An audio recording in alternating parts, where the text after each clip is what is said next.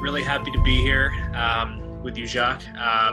Jacques and I met actually in the early 1980s, but initially we were invisible to one another. We really only communicated through our writing. I would respond to his work, he would respond to mine. And through this type of relationship, it became common knowledge that we had entered into some type of dispute. Both of us in that time were considered to be public intellectuals of a sort. I had become associated with a stereotypically austere German geometric register of philosophy, while Jacques was playful in French, the philosophical register of spirit, if you will.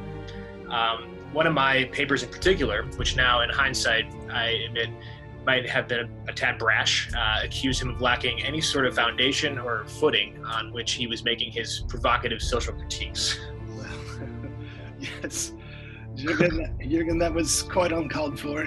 And I responded cheekily saying, I believe, if I remember correctly, those who have accused me of reducing philosophy to literature or logic to rhetoric have visibly and carefully avoided reading me. Yeah, but I had read you. And carefully at that. But still, we never resorted, at least, to the more ruthless backstabbing and derision that was in vogue in the academy at the time. This is true, Jürgen. This is true. I'm trying to remember, when did we finally meet? Was it Chicago, I believe, at that university on the lake, on the big lake? Yes, beautiful. Northwestern University, yes. I think you were actually still mad at me at the time. I know you saw me 3 or 4 times during the course of this reception. You would quickly look down at the ground, always scowling, taking angry little sips of your petit syrah. That's untrue, but I suppose I should credit you for making the initial move. For those of you who don't know, Jürgen, this absurdly tall German comes over to me, all smiles, and puts one of his large hands on my shoulder. Jacques, he said, still with a huge smile on his broad face. He says, let's lay this nonsense to rest. And he brought me another petit syrah.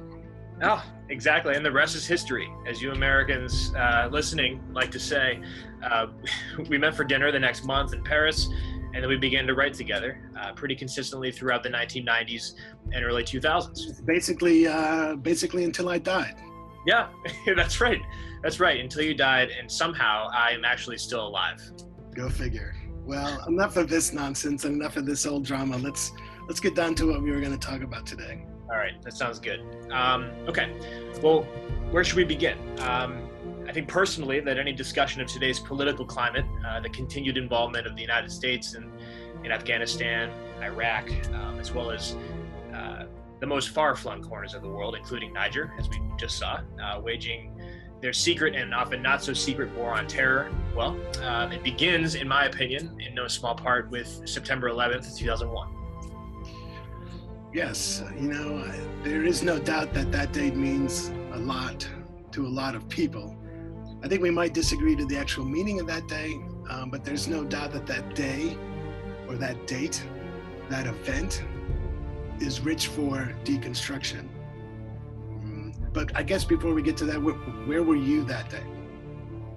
Yeah, I mean, memories of that day, the ensuing months of patriotic excess, they've really stuck with me over the course of the many years that have since passed. I actually arrived in Manhattan for a previously scheduled lecture position in October 2001, so just about a month after the events. And while I had seen the events of 9/11 on a television screen from Germany, those broadcasts couldn't prepare me for the truly peculiar climate I encountered that October. It wasn't just the incessant flag waving and claims of solidarity. There was a new type of distrust, a very palpable sort of, are you with us or are you against us, being asked of any foreigner, even of Europeans and Israelis, 2 specific groups of foreigners usually exempt from this sort of scrutiny by Americans. And as we've seen since, the U.S. was prepared to push this side-eyed skepticism of the non-American to its limits to go against the international community, in fact, breaking international law to invade Iraq, a member of the UN. And this is not a scandalous statement. Even Kofi Annan has said as much. Yes, and perhaps we'll get to that in some more detail, but certainly something took place that day. We have the feeling of not having seen it coming, and certain consequences undeniably follow upon the thing.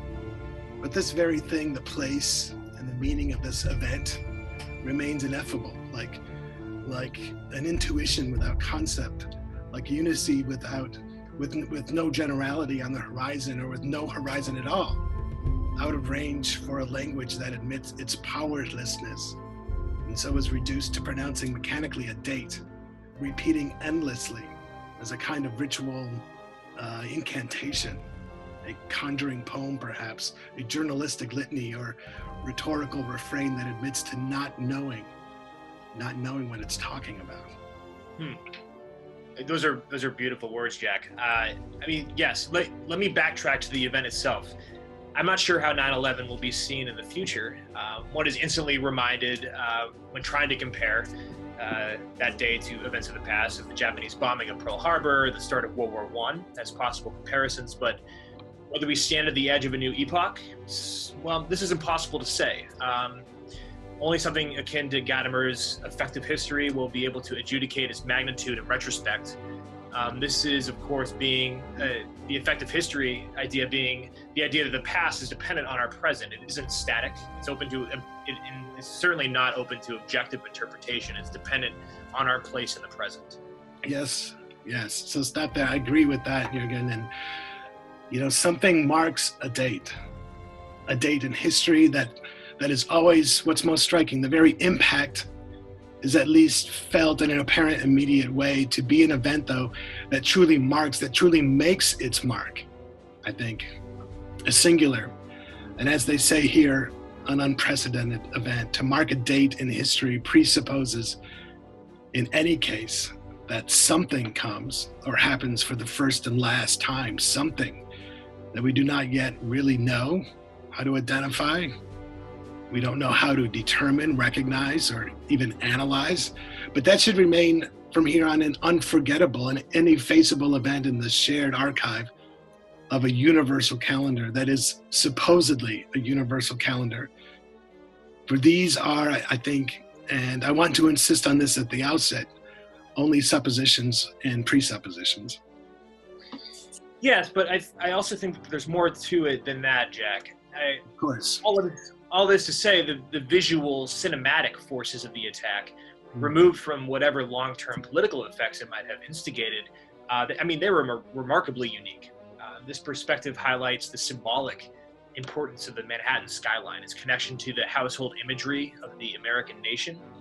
And furthermore, perhaps September 11th could be called the first historic world event in the strictest sense. The impact, the explosion, the slow collapse, everything that was not Hollywood anymore, but rather a gruesome reality, literally took place in front of the universal eyewitness of a global public.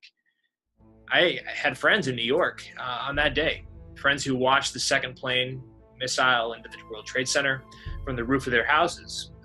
I saw the same thing in Germany on television, but I think it's clear that we had completely different experiences. Yes, I think you're right, because, certainly the impressions of that day cannot be disassociated from all the effects, from the interpretations and the rhetoric that have once reflected or produced and made it possible in the first place. The impression thus resembles the very thing that produced it, if you see what I'm saying. Even if the so-called thing cannot be reduced to it, even if, therefore, the event itself cannot be reduced to it. This event is made up of the thing itself, that which happens, and the impression itself, at once spontaneous and controlled, that is given or left or made by the so-called thing. We would say that the impressions, if informed in both senses of the word, a predominant system that gave it form. And this form then gets run through an organized information machine, through language and communication and rhetoric and image and media and so on. And this informational apparatus is from the very outset political, technical, economic, but we can, I believe, and we must. And this duty is at once philosophical and political. I think we must distinguish between the supposedly brute fact that you're talking about and the interpretation of it. So I think we agree on the role media might have played in such an event. Yeah, I agree. And there is something that the media influence in 2001. There's something about that influence that made 9/11 a worldwide event. Yeah. Yes, exactly. I think I want to add this, going back to your reference to Gadamer earlier. It is the future that determines the unappropriability of the event, not the present or the past. Or at least if it is the present or the past, it is only insofar as it bears on its body the terrible sign of what might or perhaps will take place, what will be worse than anything that has ever taken place. Jürgen, do you think this act of terrorism really is any worse or noteworthy than any other act of terrorism? Yes, they were acts of terrorism. But I think that terrorism itself, and 9/11 underlines this, is that we never really know who our enemy is. Now, sure, Osama bin Laden was the logical stand-in following the attacks, but the U.S. will and has changed out his face and name for others, and another, and another. After that, this all occurs according to what is politically expeditious for the world power. Well, yes, I mean, every terrorist in the world claims to be responding in some form of self-defense to a prior terrorism on the part of the state, one that maybe simply went by other names and covered itself with all sorts of more or less credible justifications. Right. And terrorism itself is an extremely elusive subject. And this difficulty in defining it is, of course, ignored entirely by the U.S. State Department. Is it political? Well, sometimes yes, but only retroactively.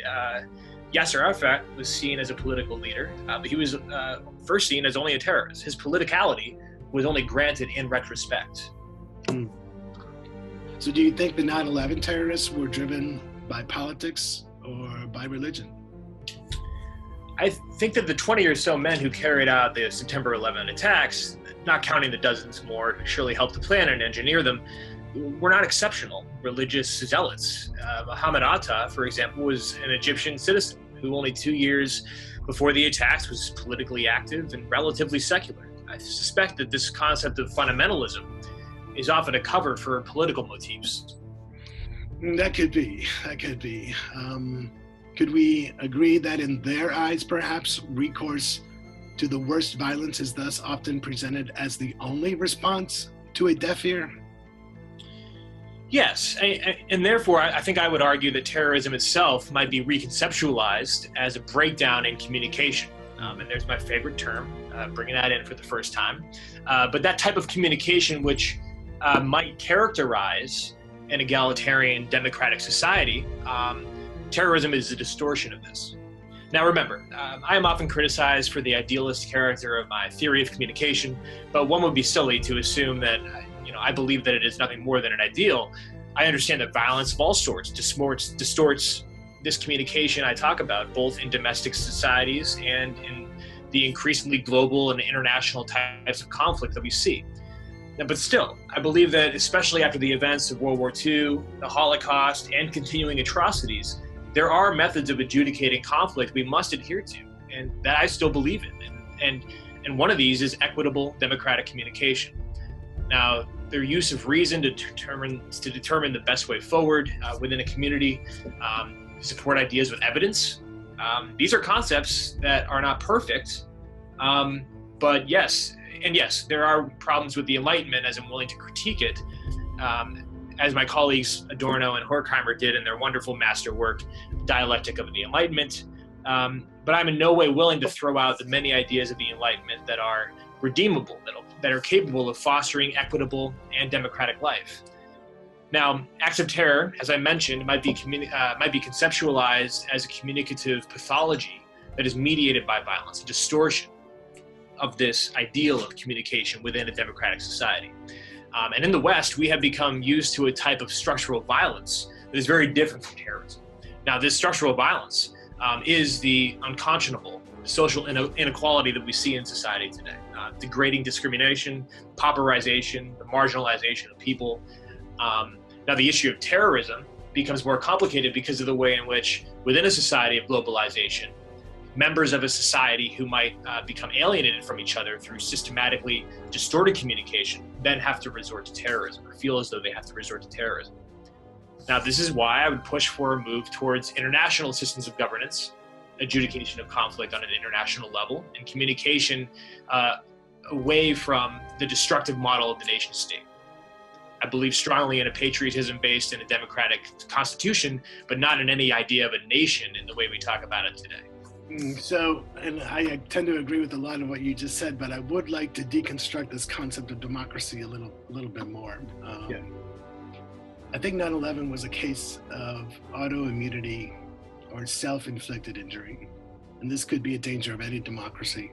So think of this case. The terrorists got hold of an American weapon in an American city on the ground of an American airport, immigrated, trained, prepared for their act in the United States, by the United States.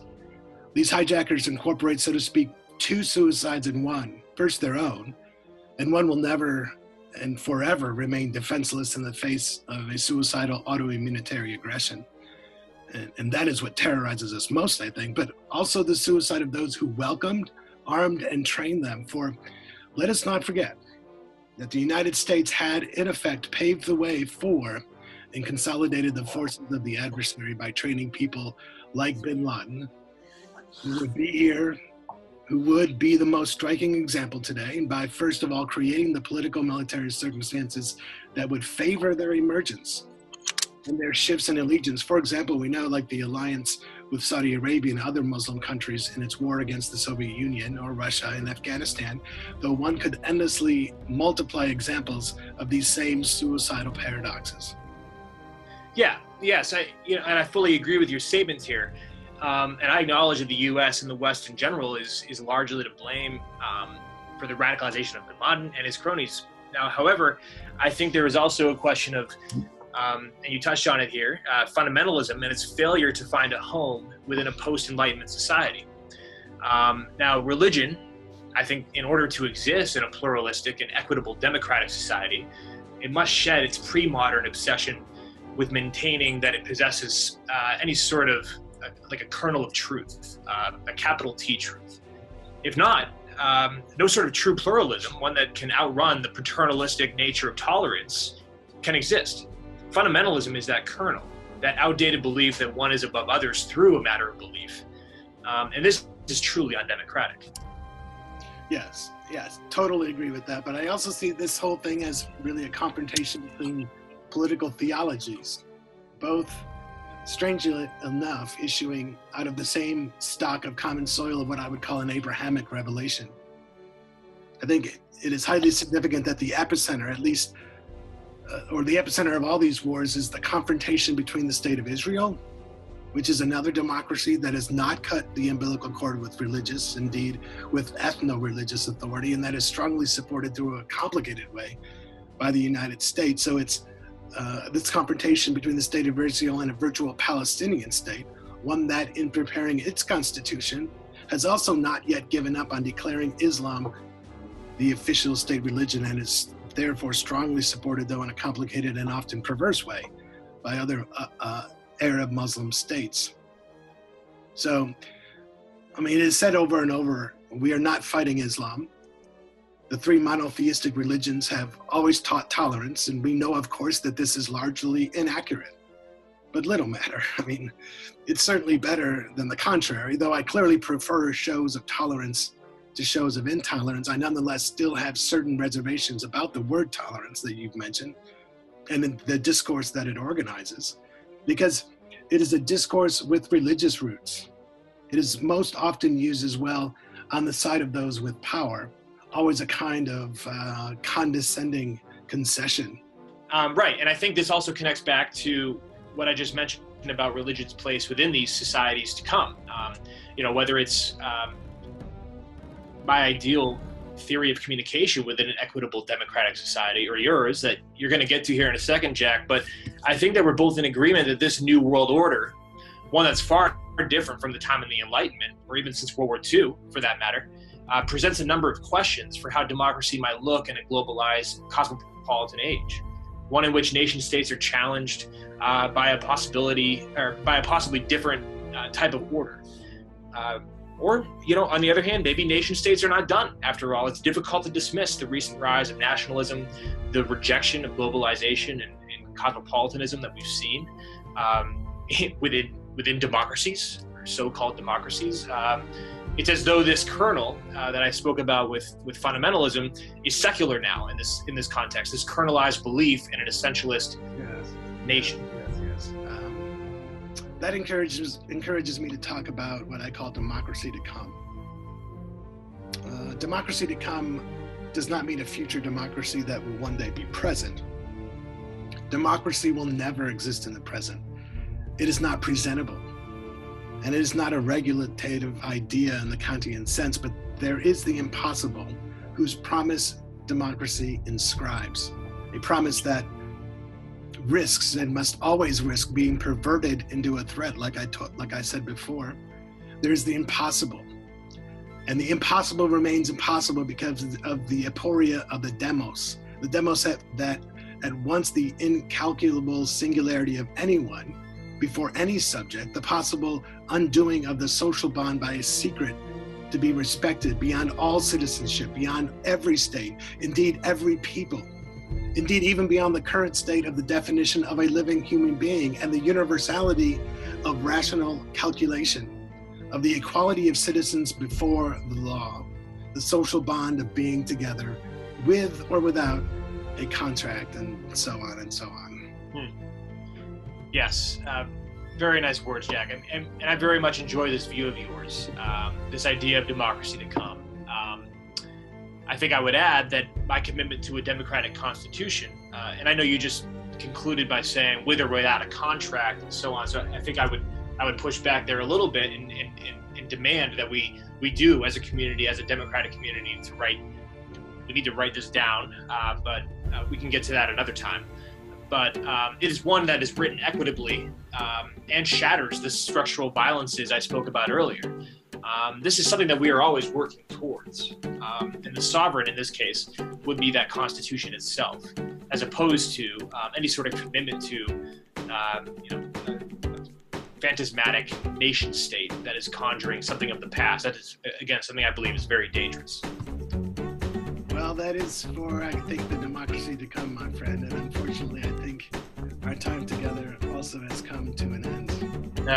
As it was meant to be. But I have really enjoyed this. Jack, it's so good to see your face again for so many years. Yes, continue the struggle, my dear Jürgen. And I'm sure I will see you soon. You will always be at my side, Jacques. Au revoir. Auf Wiedersehen.